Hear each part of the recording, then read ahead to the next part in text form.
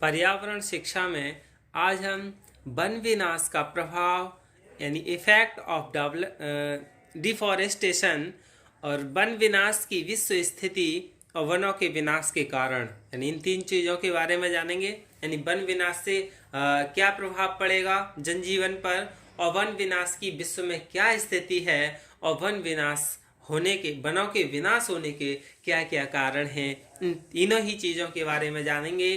तो सबसे पहले हम वन विनाश का प्रभाव यानी वन विनाश से जनजीवन पर क्या प्रभाव पड़ेगा, क्या दुष्परिणाम हैं, इनके बारे में जानेंगे। यानी वन विनाश के कारण वायुमंडल में के ताप में वृद्धि हो रही है, क्योंकि वृक्षों की कमी के कारण पर्यावरण में कार्बन डाइऑक्साइड की मात्रा बढ़ती जाती है और ऑक्सीजन की मात्रा में कमी होती जाती है।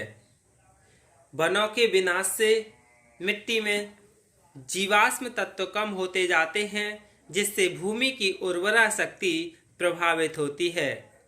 वनों के विनाश से मिट्टी के अपरदन में वृद्धि होने लगती है। मिट्टी की ऊपरी सतह जल के साथ बहकर समुद्र में चली जाती है। इससे भी भूमि की उर्वरा शक्ति प्रभावित होती है। वनों की हरियाली वर्षा को आकर्षित करती है। वन विनाश से औसत वार्षिक वर्षा में कमी आ जाती है। वन विनाश से भूमिगत जल का स्तर काफी नीचे चले जाने से प्राकृतिक जल स्रोतों में कमी आ जाती है। यानी जो प्राकृतिक जल स्रोत है वो नीचे चला जाता है। वन विनाश से मरुस्थलीय की प्रक्रिया में तेजी आती है, यानी वहाँ सब कुछ रेतीला यानी रेगिस्तानी जैसा हो जाता है। वन विनाश के कारण जलवायु में परिवर्तन हो रहा है। विश्व तापन यानी विश्व का टेम्परेचर बढ़ता जा रहा है। प्रत्येक वर्ष 1 डिग्री सेंटीग्रेड तो बढ़ ही रहा है। अम्ल वर्षा, ओजोन परत में विघटन, वायु प्रदूषण वन विनाश का ही परिणाम है। जंगली जीव पारिस्थितिकी तंत्र के महत्वपूर्ण घटक हैं, यानी इकोसिस्टम के वन विनाश से इनकी संख्या में कमी आ रही है, जिससे प्रकृति का संतुलन प्रभावित हो रहा है। और वनों के विनाश से बहुत सारी प्राकृतिक विपदाएं आ रही हैं, जैसे सूखा व बाढ़ वन विनाश का ही क्या है एक परिणाम है। वैसे 329 मिलियन हेक्टेयर क्षेत्र में से भारत में केवल 75 मिलियन हेक्टेयर पर ही वन है। मतलब देश के कुल क्षेत्रफल के 23% भाग पर वन है, लेकिन वायु, फोटो एवं उपग्रह से प्राप्त चित्रों के आधार पर निश्चित हुआ है कि 12% भाग ही वनों से ढका हुआ है। वैज्ञानिकों के अनुसार पारिस्थितिक तंत्र के संतुलन एवं पर्यावरण को स्वच्छ रखने की दृष्टि से देश के 33% भूभाग पर वन होने चाहिए, और हैं कितने 12% भूभाग पर। इसके लिए वनों का प्रबंधन करना होगा और यह ध्यान देना होगा कि जो वन क्षेत्र हैं उसकी स्थिति में सुधार करना होगा तथा वन क्षेत्र के 33% पर वनों का विस्तार करना होगा। तो अब हम वन विनाश की विश्व स्थिति यानी situation of deforestation in world की जान लें कि वन विनाश की विश्व में क्या स्थिति है। सभ्यता के विकास से लेकर 17वीं सदी तक वनों के विशाल क्षेत्र पर उगने के कारण इसको कभी न समाप्त होने वाली संपदा माना जाता था। उस समय मनुष्य की संख्या कम होने से वृक्षों, वन उत्पादों व लकड़ी की आवश्यकता सीमित थी, लेकिन जैसे जैसे जनसंख्या वृद्धि होती गई, वनों की कटाई तेजी से होने लगी। आधुनिक उद्योगों के लिए कच्चे माल की आपूर्ति भी वनों से की जाती है। वनों का विनाश विशेषकर कृषि भूमि के विस्तार, परिवहन प्रणाली के विकास जैसे सड़कें, सुरंग, रेल की पटरियों, पुल के निर्माण के लिए तथा बस्तियों के बसाने, कल कारखानों की स्थापना के लिए, भवन एवं इमारत के निर्माण के लिए किया जा रहा है। विश्व के सभी देशों में वन क्षेत्र में कमी आ रही है। टर्की के 23% भूभाग पर वन बचे हैं। ब्राजील के अमेजन बेसिन में 1/4 यानी 1/4 क्षेत्रफल पर वन के नष्ट हो चुके हैं। भारत में 23% का वन क्षेत्र सिमटकर 12% रह गया है।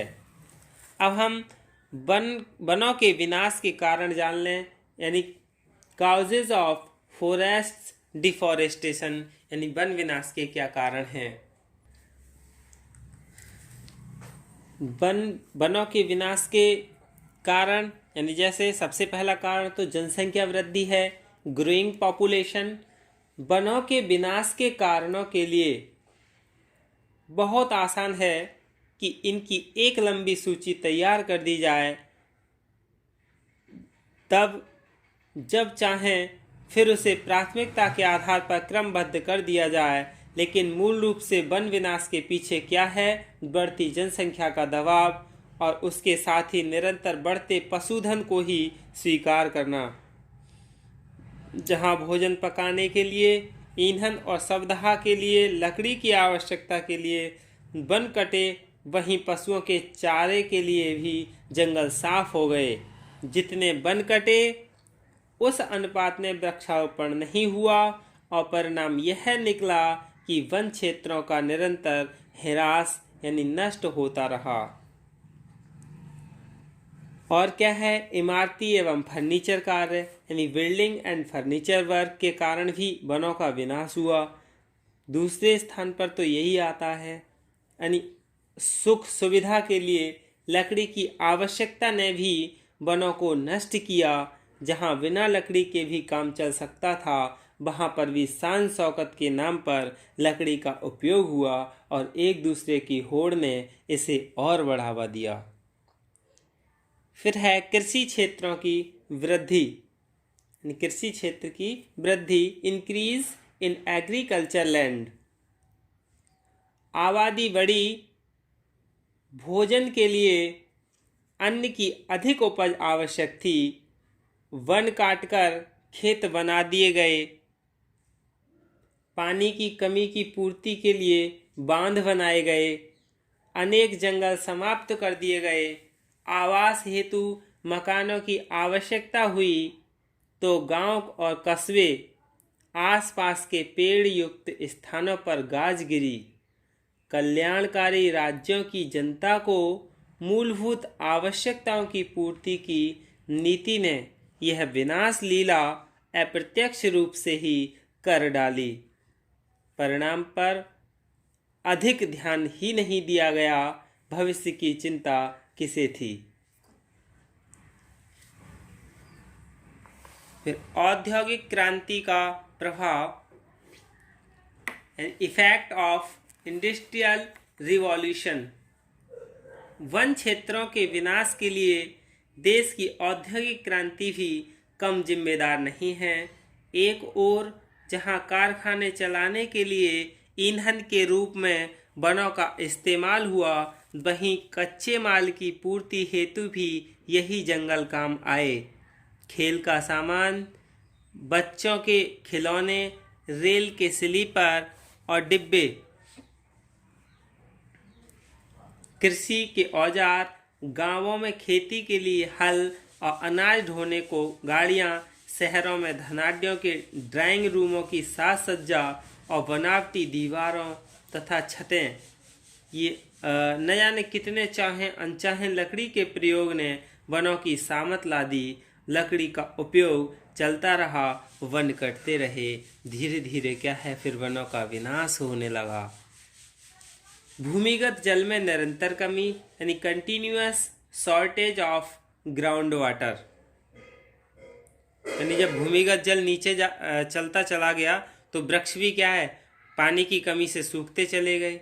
तो इससे भी क्या है, वन विनाश होता चला गया। पानी के अंधाधुंध उपयोग और दुरुपयोग से भी वृक्षों पर संकट आया।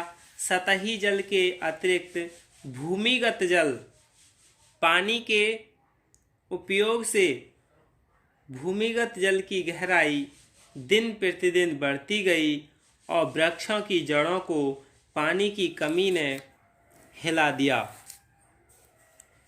बड़े बड़े वृक्ष सूख गए, नष्ट हो गए और इसका सीधा असर वन क्षेत्रों पर पड़ा। इसके अतिरिक्त जो भी काम प्रकृति के अनुकूल नहीं किए गए अथवा जहाँ भी प्रकृति से छेड़छाड़ की गई, उसका प्रत्यक्ष और अप्रत्यक्ष प्रभाव वनों पर पड़ा।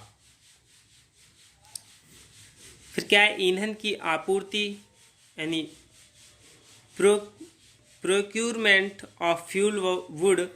भारत में आज भी घरेलू भोजन, औद्योगिक क्षेत्र में बॉयलर्स, शमशान में शवदाह के लिए सबसे अधिक उपयोग लकड़ी का ही हो रहा है, जो सीधे सीधे वनों से प्राप्त होती है। भारी जनसंख्या का दबाव, उसकी हर मांग की पूर्ति से बड़े जंगलों का समाप्त हो जाना और असंभव बात नहीं है।